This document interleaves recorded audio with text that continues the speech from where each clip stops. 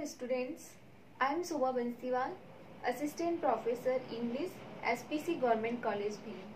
Today I am going to explain the critical appreciation of the poem My Last Touches by Robert Browning. First I tell you about Robert Browning. Robert Browning was born on 7th May 1812 in Walworth in London. His father was a clerk in Bank of England, and as in the beginning, Browning studied at home with a private tutor, but later he joined lectures at University of London. Browning was very fond of reading books, and he inherited this habit of reading from his father, who was a man of taste and culture, and there were many books collected in his home. So he was very fond of reading.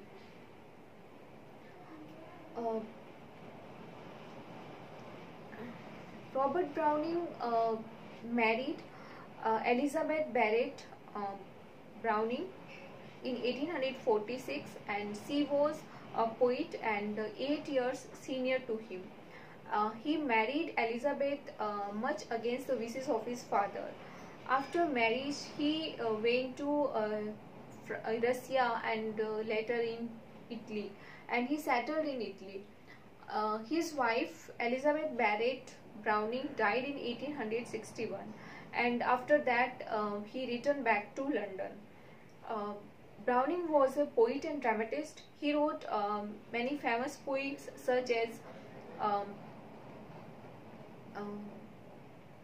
he wrote poems like Pauline, which was published in 1833, then Paracelsus, which published in the year 1835, and he wrote Sordello, which was the most obscure one of the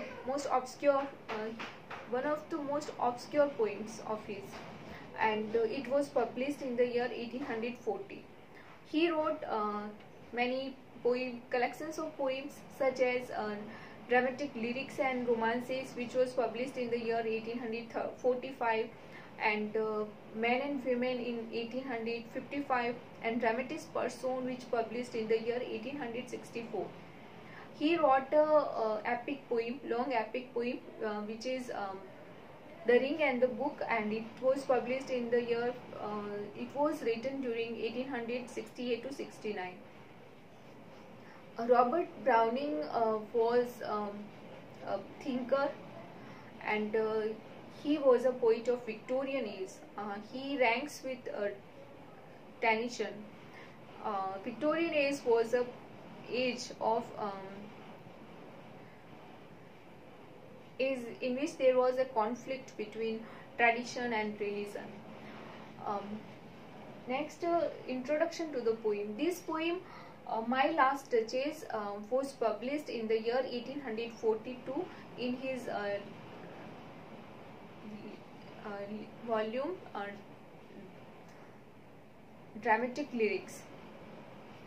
In this poem, which is a dramatic monologue, the poet this poem is a dramatic monologue, and in this poem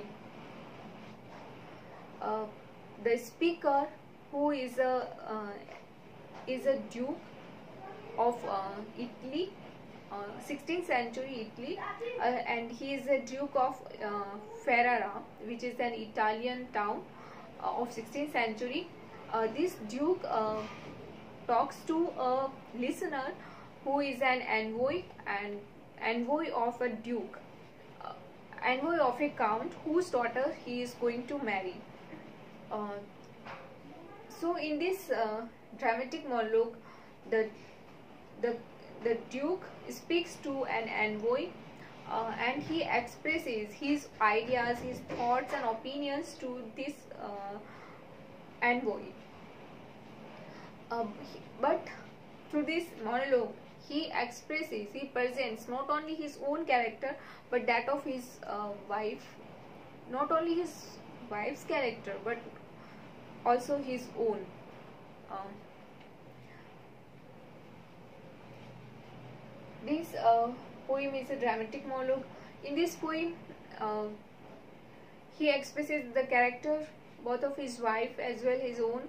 Uh, he presents himself through indirectly.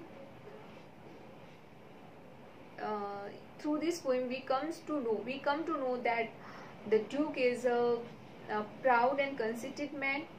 He is very hard-hearted. He is a cruel person. On the other hand, his wife, his last duchess, is very simple woman and simple lady who appreciates everything, and she is amiable by nature, and she is very gentle soul. And the Duke is very cruel, who gives orders for the murder of his last duchess. A representative poem of the Italian Renaissance. This poem is a representative poem of the Italian Renaissance. This poem presents the atmosphere of the Italian Renaissance. The Duke, the poem is of the 16th century, and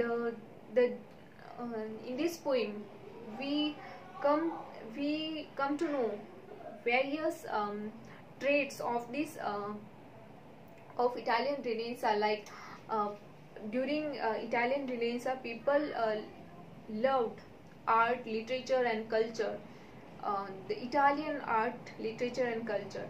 So in this poem also we see the Duke's admiration for art. Like in this poem, the poet mentions the art pieces such as the statue of Neptune, which is a sea god and which is stemming the horse, and which is cast in a cloth of which is cast in bronze, and it is made by cloth of Innsbruck. And there is another art piece which is a picture of the last duchess of the Duke, which is painted very beautifully, and it appears as if it is alive, and it is made by a monk, Fra Pandolf. So this poem presents Duke's love for art, like painting and sculpture. And this poem also presents the manipulative traits of people of Italy during Renaissance. In this poem, Duke is very manipulative, cruel-hearted and very greedy type of person. This poem has symbolic significance. In the last lines of the poem, where the Duke mentions the statue of Neptune, sea god, in which the sea god is taming the horse. Symbolically, this statue presents the trait or character of the Duke, who believes in controlling his wife, who is a controlling type of husband who wants to control his own wife. So symbolically, this poem, these lines present the character of the Duke. Sticks of pathos. In this poem, we see pathos because the duchess of the duchess of the Duke is very gentle soul, very amiable lady, and she becomes victim of a cruel husband who doesn't appreciate his gentle nature, and she becomes the victim of his cruelty, and she is murdered by her husband at the instructions of her husband. So we feel pity and pathos for this gentle lady. this poem has pictorial quality. In this poem we see many pictures after pictures, and it reminds us of John Keats. First of all, there is a picture of the Duchess. First of all, there is a picture painted on the wall of the Duchess of the Duke, and this picture which is painted on the wall is very alive, and the poet and the Duke, the whole we see as if the whole drama is being played before our eyes.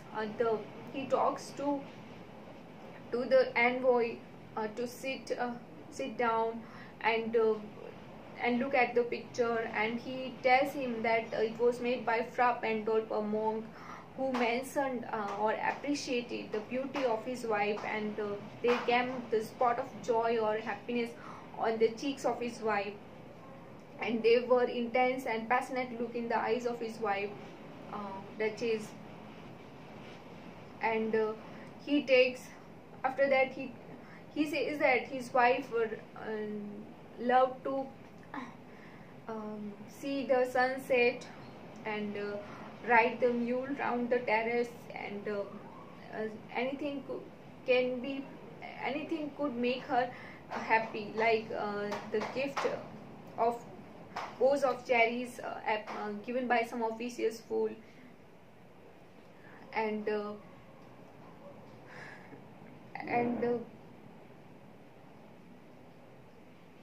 then at last, at the end of the poem, he takes the envoy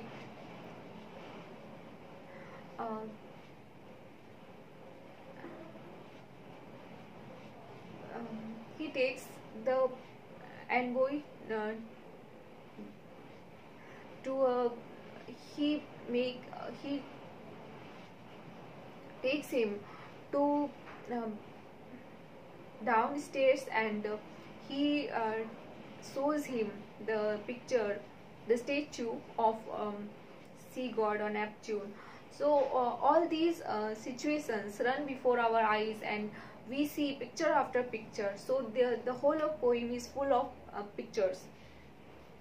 The style and versification of the poem, the poem is written in couplets, but the couplets the couplet in this poem don't have a are not in the couplets in the poem are not a single unit. The meaning of the couplets run into one another, and there is a rapid of thought, and rapid of thought. So many in this poem, the poet Robert Browning leaves many sentences unfinished or incomplete, and he uses many parentheses. So and he leaves meanings